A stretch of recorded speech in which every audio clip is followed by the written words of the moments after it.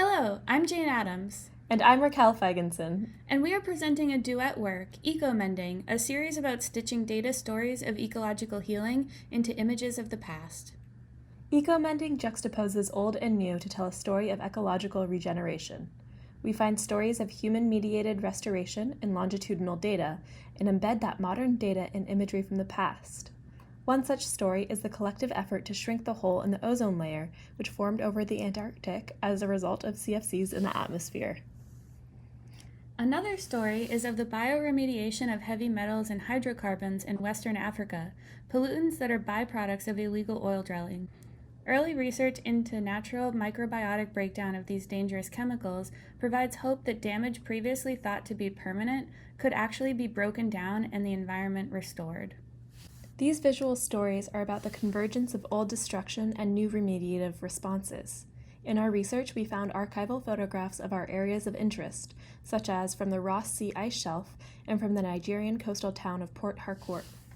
We use visual metaphors like the vivid juxtaposition of black and white with bright color to convey the meeting of old and new, the use of stitching as an homage to the act of visible mending, and the use of depth to encode temporal distance.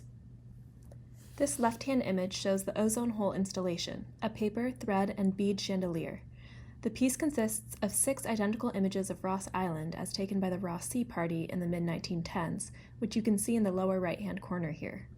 Each image features a hole that correlates with the average amount of depleted ozone over Antarctica for a given year. The photo at the bottom of the chandelier correlates with ozone depletions measured in 2000, and each subsequent panel above it represents depletion in 20-year increments up until the projected depletions of 2100.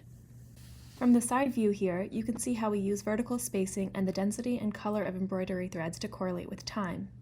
The amazing potential impact of our remediation hangs farthest above viewers as a reminder of the immense amount of time and effort that are required to achieve these goals. If you look at the west coast of Africa on a satellite image at night, Port Harcourt and the surrounding area in Nigeria is lit up like downtown Manhattan, largely because of illegal gas flaring practices by oil drilling operations.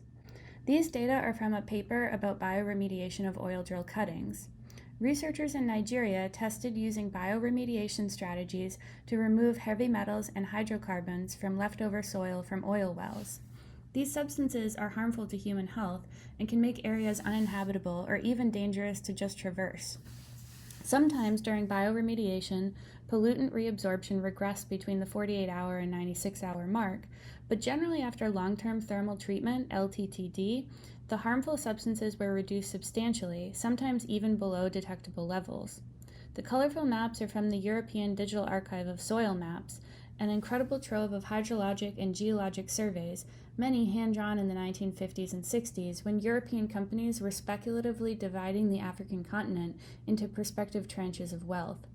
The photographs come from even more recent photojournalism covering the modern environmental impacts of extensive oil drilling in the region.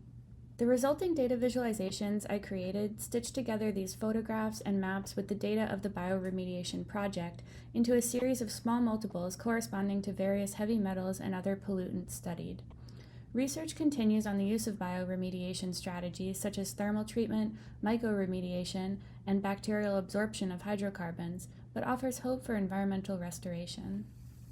Thank you for listening to our presentation. Come check out our installations at the IEEE VIS Arts program this year.